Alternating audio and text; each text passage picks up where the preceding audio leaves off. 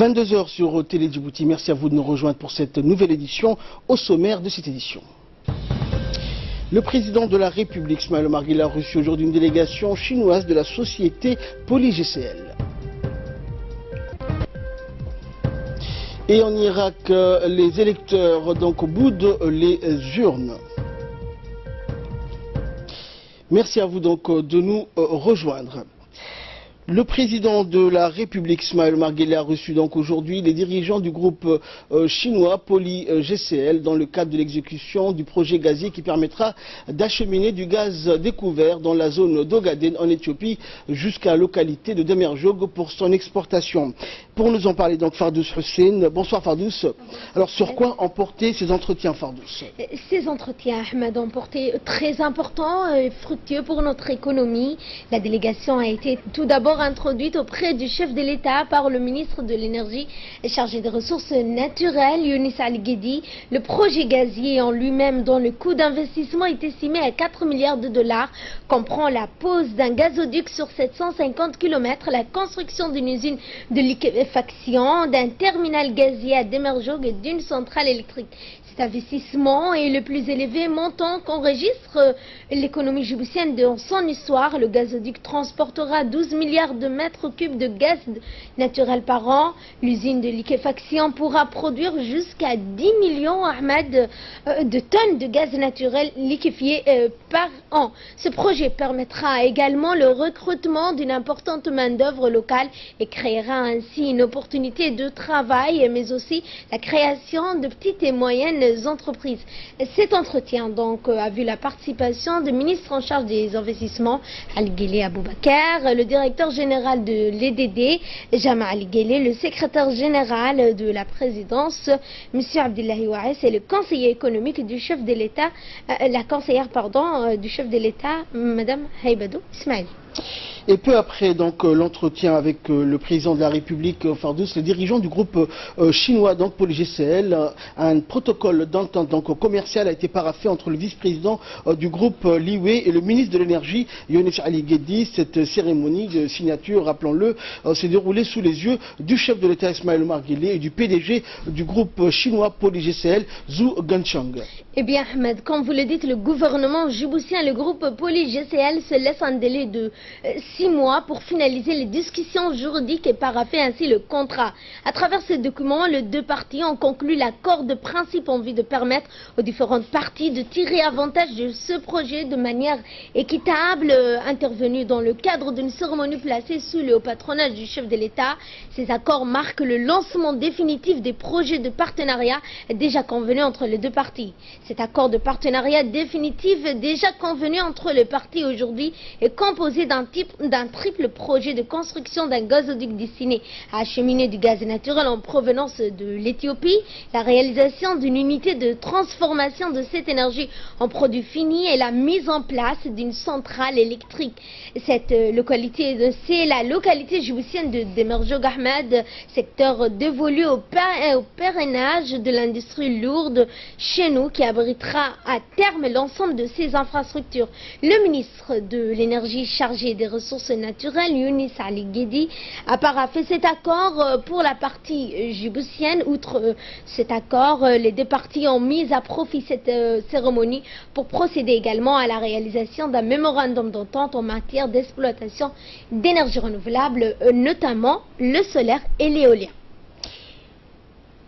Et justement donc Ahmed, le président de la société Poly-GCL s'est félicité de l'avancement des discussions avec les autorités djiboutiennes. Il s'est déclaré persuadé que la concrétisation de cet important accord verra le jour très prochainement, que je vous propose de suivre. Aujourd'hui, nous avons rencontré le président de la République et nous avons signé un contrat de pipeline sur notre projet gazier transfrontalier entre Éthiopie et Djibouti. Nous avons signé un MOU sur le développement d'une centrale électrique à gaz naturel. Centrale électrique à gaz naturel, la capacité de la centrale électrique à gaz naturel sera 120 MW. Ces deux contrats ont donné une base solide pour le développement de notre projet gazier transfrontalier et aussi dans notre projet dans le futur. Notre projet gazier transfrontalier va contribuer remarquablement à l'industrialisation de l'Éthiopie. Nous allons aussi contribuer à l'industrialisation de Djibouti. Donc, à partir de notre projet gazier, nous allons aussi développer des projets ensemble avec le ministère de l'Énergie, aussi avec le EDD, des projets de centrales électriques. On va combiner l'énergie solaire, l'énergie éolienne, mais aussi l'énergie stockage avec le gaz naturel. Nous allons essayer de résoudre le problème de l'électricité à Djibouti pour baisser le prix de l'énergie à Djibouti, ce qui va bénéficier au développement économique de Djibouti, mais aussi au bien-être du peuple djiboutien. En fait, l'année dernière, Excellence, Monsieur le Président de la République de Djibouti a effectué une visite d'État en Chine. Il a rencontré son homologue chinois. Donc, ils ont parlé de notre projet gazier transfrontalier. Cette fois, nous avons signé un contrat de pipeline pour notre projet gazier. Donc, c'est aussi ça marque une étape très importante pour notre grand projet gazier. Notre projet, non seulement nous allons apporter des bénéfices économiques, de remarquables revenus à l'État djiboutien, mais aussi nous allons créer des emplois, un grand nombre d'emplois dans la phase de construction, mais aussi dans la phase d'opération qui dure 25 ans.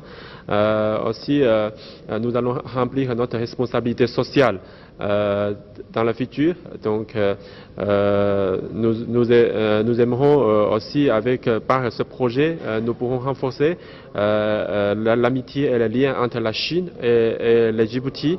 Nous allons, à partir de maintenant, nous allons accélérer notre projet à grande vitesse pour appliquer la politique de la Chine de The Belt, the Road, et appliquer les instructions de la présidente de la République de Djibouti. Et pour sa part, le ministre de l'Énergie, Younis Ali Guedi, a précisé que la zone de Demerjoud deviendra une importante zone pour l'industrie lourde. Écoutons-le. Sous le patronage du président de la République, Al-Hajj Ismaël Omar Guelleh, signe aujourd'hui les gros contrats des pipelines tant attendus par la République de Djibouti et un investissement global d'un montant de plus de 4 milliards de dollars et dont Djibouti, Inch'Allah, va en tirer la plus grande partie des bénéfices, mais aussi sur ce projet engendrera certainement l'usine de liquéfaction qui sera construite dans la zone franche d'Amerjouk et via Djibouti, les gaz naturels de l'Éthiopie sera exporté. Nous disons aujourd'hui que Djibouti a fait un grand pas et 5 mois après, nous voilà encore qu'on signe le grand contrat commercial entre le logiciel et la République de Djibouti. Donc nous nous félicitons. Nous félicitons en premier lieu le président de la République qui nous a apporté son soutien durant cette grande phase de négociation. La grande signature d'un protocole d'entente entre l'électricité de Djibouti et JCL, dont le patron et propriétaire de JCL, ici présent M. Chou, dont nous remercions vivement sa présence à Djibouti pour cette journée historique, pour la signature non seulement du PPDA, du gros contrat commercial du pipeline, mais aussi pour les MOU concernant l'EDD qui en fait fera en sorte de travailler en étroite collaboration avec l'EDD pour pouvoir, Inch'Allah, développer des grandes centrales solaires, éoliennes, mais aussi CSP et gaz naturel pour pouvoir donner une impulsion dans les 5 ans à venir pour produire plus de 1500 MW, je dis bien 1500 MW d'électricité dans la nouvelle zone franche de Demerjouk. Avec JCL nous propose aussi de développer, entre autres, une usine de production de méthanol, une raffinerie, une usine de PVC, une usine de production d'acier, mais aussi un data center, un centre de données international et une usine de dessalement d'eau qui servira certainement aux usines de JCL, de pôles JCL, mais aussi pour approvisionner en eau la ville de Djibouti. Et nous allons nous réjouir de ça et travailler plus pour, Inch'Allah, réaliser d'autres grands projets avec JCL. Voilà, Ahmed, ce que l'on pouvait dire de ce partenariat entre le gouvernement djiboutien et la société Poly-GCL. Merci Fardou. C'est dans le reste de l'actualité. Le président de l'Assemblée nationale, Mohamed Ali Ahmed, en présence donc du ministre de l'Éducation nationale, de la ministre de la Femme et de la Famille et de la représentante de l'UNICEF ainsi que des parlementaires djiboutiens, a ouvert ce matin le Parlement des enfants. Les enfants donc ont été installés dans l'hémicycle. Ils vont travailler donc notamment sur les recommandations du Forum des jeunes qui a eu lieu en novembre 2017 au Palais du Peuple. Ces enfants donc ont choisi une thématique à l'aide donc de leurs professeurs et des députés et vont élaborer des résolutions. Les travaux vont se poursuivre demain avec l'élection du bureau.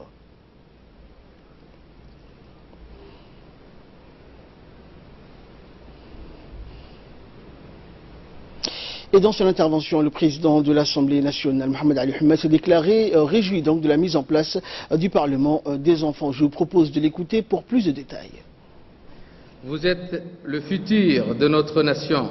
Parmi vous se trouvent notamment les éventuels parlementaires de demain qui siégeront dans cette auguste Assemblée et voteront les lois qui gouverneront notre pays. Avant de vous passer le flambeau, il est de notre devoir de vous laisser en héritage des institutions fortes et une démocratie florissante. Il est également de notre ressort de vous léguer un pays fiable où l'éducation et le bien-être des enfants est tenu en haute estime. Les parlementaires étant avant tout les représentants du peuple, ils doivent constamment être à l'écoute de ces derniers et informer le gouvernement de chacune de leurs doléances et enfin chercher en collaboration avec les membres du gouvernement les solutions adéquates pour mettre fin à leur ennui. Cependant, mes chers enfants, il incombe à chacun de vous former au mieux pour relever les nombreux défis que vous réserve l'avenir. Pour cela, vous devez apprendre avant tout à aimer votre pays et c'est sans distinction aucune de vos ethnies respectives. C'est l'amour d'une Djibouti pour tous.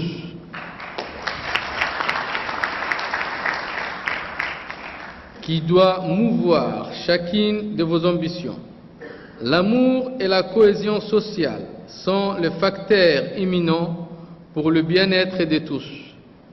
Ensuite, vous devez plonger dans les études sociales, économiques, scientifiques et politiques avec toute la curiosité vive qui nous anime. Cherchez à comprendre le monde que nous habitons, cette planète Terre qui héberge toute l'humanité, son fonctionnement et les dangers qui la guettent chaque jour. En adoptant cette voie, vous serez des hommes et des femmes accomplis qui, au-delà de vos contributions à la nation djiboutienne, vous ferez partie de ceux qui feront de cette terre un refuge paisible.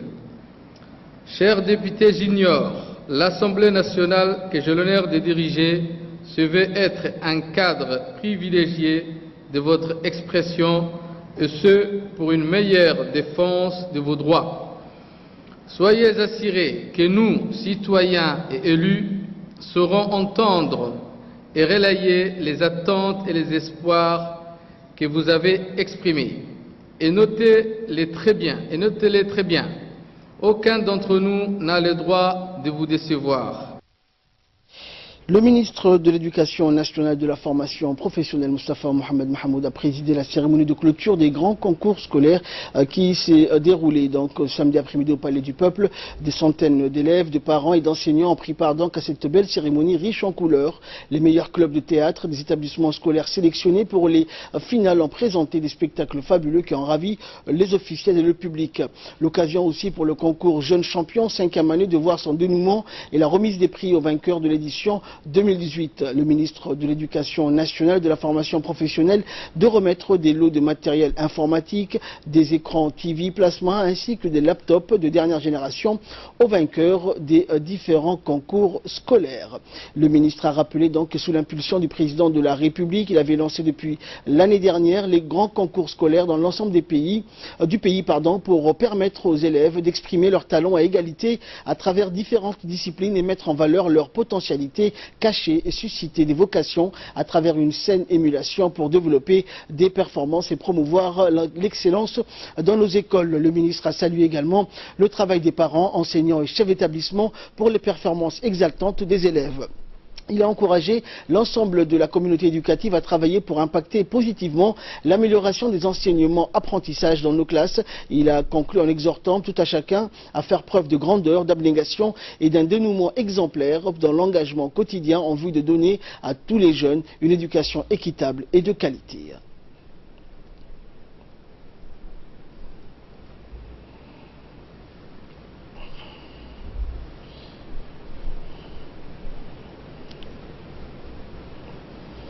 Et dans son intervention, le ministre de l'Éducation nationale a rendu un hommage donc à la qualité du niveau de préparation, du sérieux, de l'engagement des encadreurs et de la vitalité des activités périscolaires dans les écoles. Il a également rappelé que le grand concours scolaire vise à explorer, libérer ses dons et mettre la lumière dessus, valoriser le mérite et l'excellence chez les élèves. On l'écoute.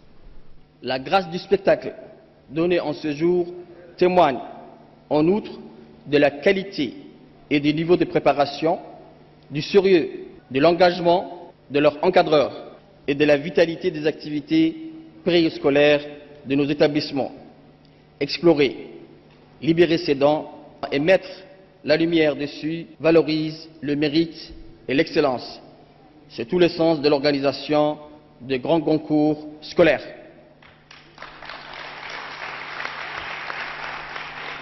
En effet, sous l'impulsion du président de la République, Son Excellence M. Ismaïl Omar Guelleh, en lançant ces concours d'ampleur nationale auxquels prennent part toutes les écoles de la République, j'ai voulu ainsi offrir à nos jeunes la possibilité de trouver un espace commun qui leur permettra d'exprimer leurs talents à égalité. Et les témoignages sont unanimes, aussi bien de la part de la communauté éducative que les parents. Avec les grands concours scolaires, les établissements ont retrouvé un nouveau souffle, un nouvel élan vital. Ce dynamisme engageant et sincère, cette performance exaltante et prometteuse est le fruit de votre travail à tous, parents, chefs d'établissement, enseignants et bien sûr élèves. Nous devons, Inch'Allah, offrir à chaque élève l'opportunité de développer tout son potentiel pour lui permettre de trouver sa place dans sa société de demain. L'Agence nationale de la météorologie, en collaboration avec le ministère de l'Équipement et des Transports, l'IGAD et l'Organisation météorologique mondiale, l'ICPAC, a organisé ce matin au Djibouti Palace Kempinski la 49e forum donc, du climat de la Grande Corne de l'Afrique. Ce forum régional donc, du climat est organisé 3 fois par an et pour les 3 saisons suivantes, mars, avril, mai et juin, juillet, août et septembre et enfin octobre, novembre et décembre. Les participants du forum sont venus des pays membres de l'IGAD, même venus donc également de l'Asie et de l'Europe, l'objectif étant de discuter et débattre des anomalies pluvieuses observées la saison passée ainsi que la prévision saisonnière du climat du mois de juin, juillet, août et septembre pour notamment réduire l'impact économique et les risques ou catastrophes liés au changement climatique, principalement les sécheresses récurrentes et les inondations. Le ministre de l'Équipement et des Transports, Mohamed Abdelkader Moussa, a ouvert donc les travaux de ce 49e forum du climat de la Grande Corne de l'Afrique en présence du directeur de l'Agence nationale de météorologie et du représentant de l'IGAD. Le directeur de l'Agence nationale de la météorologie a dans son intervention remercié l'Organisation météorologique mondiale et pour sa collaboration et soutien sans faille.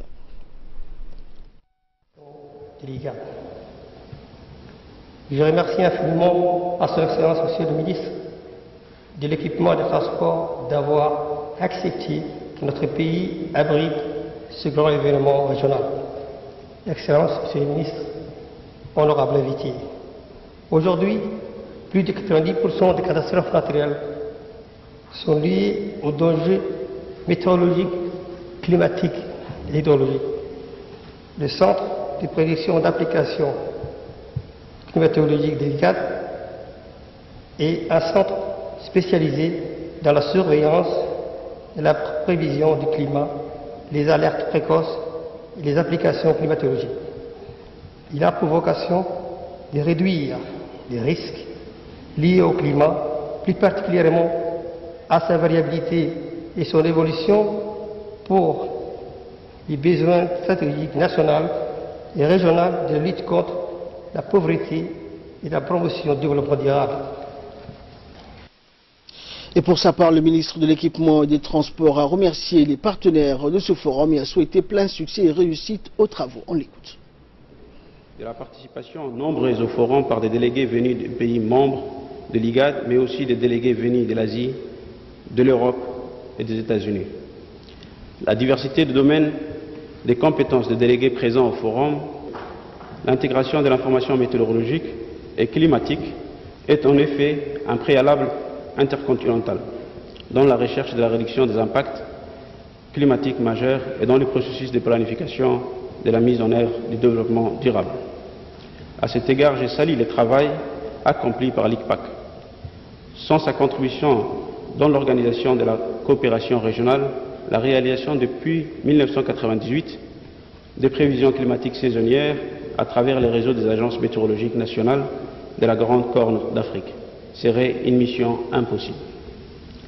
Ce succès est unanimement reconnu et apprécié à sa juste valeur était possible, il faut le dire, grâce à l'engagement de l'IGAD et ses pays membres, engagement à s'allier et à encourager. Dans cette optique, les travaux de ce forum abordent les questions de sécurité alimentaire et de prévention des phénomènes climatiques extrêmes, afin de formuler les actions nécessaires à mettre en œuvre pour répondre efficacement aux besoins des populations et parmi elles les couches les plus vulnérables. Mesdames et Messieurs, permettez-moi de clore mon allocution par l'expression de ma gratitude. Je voudrais adresser mes remerciements appuyés à toutes les personnes qui ont contribué à la tenue de ce forum, ainsi qu'à toutes les institutions nationales, régionales et internationales, notamment les agences nationales de la météorologie, de l'IGAD, de l'ICPAC, de l'OMM, l'ABAD et l'USAID. J'adresse enfin mes remerciements aux partenaires au développement pour leur soutien financier, pour l'organisation de ces forums et les activités menées par l'ICPAC. Je vous souhaite à tous plein succès dans vos travaux et un agréable séjour dans notre pays aux invités. Toujours en nouvelle nationale, la cérémonie d'ouverture des assises nationales sur l'application de la réglementation nationale en matière de protection de l'environnement s'est déroulée donc ce matin, présidée par le ministre de l'Habitat, de l'Urbanisme et de l'Environnement, Moussa Mohamed Ahmed. Cet événement a vu la participation du secrétaire général du ministère de l'Environnement, des préfets des régions de l'intérieur, des présidents des conseils régionaux, des directeurs de départements sectoriels, des représentants des corps constitués et du président du conseil de la société civile djiboutienne. Et dans un mot prononcé à cette occasion, le ministre de l'Environnement a indiqué que la République de Djibouti jouissait d'une richesse naturelle hors du commun, ce qui lui a valu d'être au centre de l'attention mondiale durant ces dernières années et d'être reconnu pour son cadre touristique inédit. En effet, en plus d'une faune et d'une flore exceptionnelles, Djibouti possède des paysages sauvages de renommée internationale. Ces assises nationales donc visaient avant tout à promouvoir les actions de sauvegarde environnementale et se proposent ainsi de jeter les jalons d'une réflexion sur la manière de protéger notre environnement contre tout facteur d'altération. Et dans son intervention, donc, le ministre de l'Habitat et de l'Environnement a indiqué que pour une application efficace et efficiente de la législation environnementale, il faudrait une collaboration et une concertation de tous les acteurs intervenant dans la question de la protection de l'environnement. On écoute le ministre. Il m'est particulièrement agréable d'être parmi vous pour présider la cérémonie d'ouverture officielle des assises nationales sur l'application des réglementations nationales en matière de protection de l'environnement dans une région reconnue pour sa biodiversité exceptionnelle, à savoir la région d'Arta.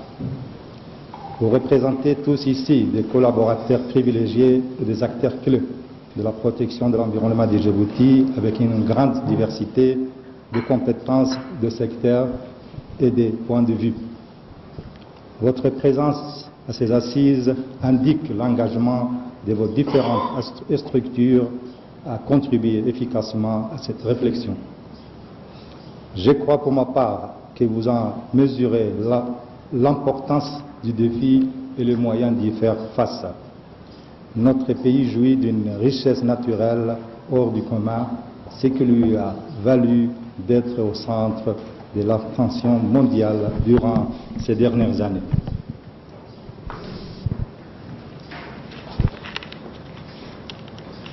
Durant ces dernières années, et d'être reconnu pour son cadre touristique inédit. En effet, de plus d'une faune et d'une flore exceptionnelle, la République de Djibouti possède des paysages sauvages de renommée internationalement. Mesdames et Messieurs, les assises qui nous réunissent aujourd'hui s'inscrivent pleinement dans les actions de mon département à œuvrer pour un développement harmonieux et durable de notre pays. Ces assises nationales visent avant tout à promouvoir les actions de sauvegarde environnementale et se proposent ainsi de jeter les jalons d'une réflexion sur la manière de protéger notre environnement contre tout facteur d'altération. Le général de corps d'armée Zakaria Cheikh Ibrahim, chef d'état-major général des armées, s'est rendu hier à Omar Djaga, situé à la sortie du carrefour du PK-51, où des jeunes recrues au nombre de 230 hommes et femmes effectuent donc des exercices de manœuvre et un raid comptant pour les examens finaux. Dans son déplacement, le général Zakaria a été accompagné par le général de brigade Tahir Ali, le général de division Hassan Ali, conseiller du SEMGA, et plusieurs hauts responsables des forces armées djiboutiennes. Cette visite d'inspection des différents centres de formation a pour objectif de contrôler la qualité de la formation dispensée et d'évaluer l'acquisition du savoir-faire technique et tactique. À son arrivée, le chef d'état-major général des armées a été reçu par le lieutenant-colonel Daher Hassan, chef de corps du régiment blindé, et après la revue des troupes, le général a assisté donc à la présentation du stage. Cette présentation donc scindée en deux parties, comportant donc dans sa première portion les différentes étapes du raid décrit par le capitaine Ahmed Reissé Daher, commandant l'escadron de reconnaissance et d'intervention stationné à Ouéa. Puis le chef de corps du régiment blindé a poursuivi l'intervention en informant l'audience des résultats. Et dans cette partie, le chef d'état-major a pu constater l'évolution fulgurante des stagiaires dans tous les domaines, à savoir le sport, la marche commando, les tirs, l'enseignement militaire, pour ne citer que cela.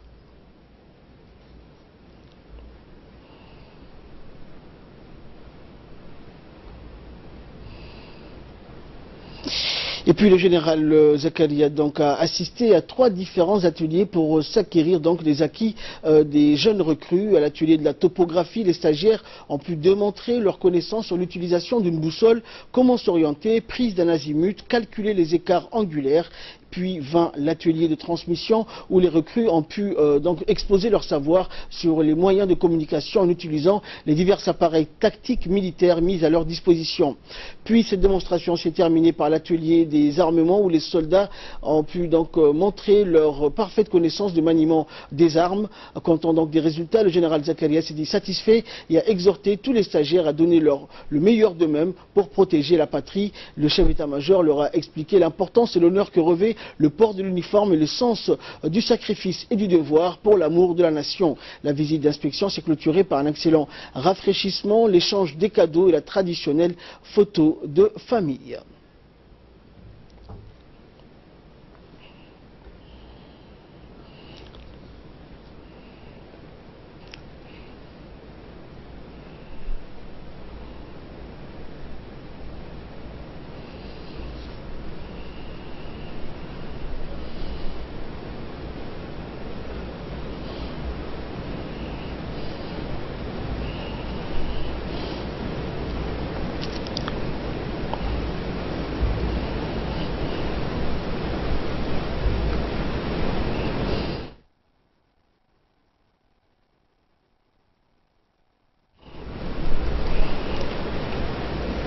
La clôture de la saison sportive 2017-2018 du tournoi féminin de football donc, a eu lieu dans la soirée du vendredi 10 mai donc, au complexe sportif du roi Fahad de Balbala, parrainé donc, par le général de corps d'armée Zakaria Cheikh Ibrahim, chef d'état-major des armées. Donc, cette finale féminine a opposé l'équipe des forces armées djiboutiennes à celle de Quartier 4. Était aussi présent le président de la fédération djiboutienne de football, Suleiman Hassan Ouaberi, et comme il est de coutume, le général Zakaria avec à ses côté Suleiman Hassan, président de la fédération djiboutienne de football, ensemble donc passé en revue les deux troupes qui vont participer donc à cette finale.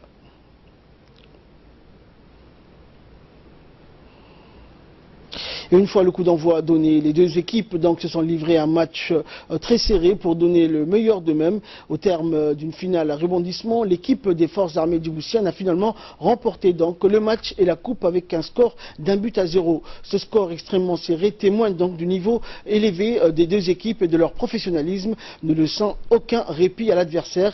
Et enfin, le général Zakaria et le président de la fédération djiboutienne de football, Suleiman Hassan, ont procédé donc à la remise des prix, des trophées et médailles aux vainqueurs, clôturant ainsi la saison sportive donc militaire 2017-2018 en beauté. Cette cérémonie a été animée par des chants et bien sûr les cris des supporters des équipes respectives.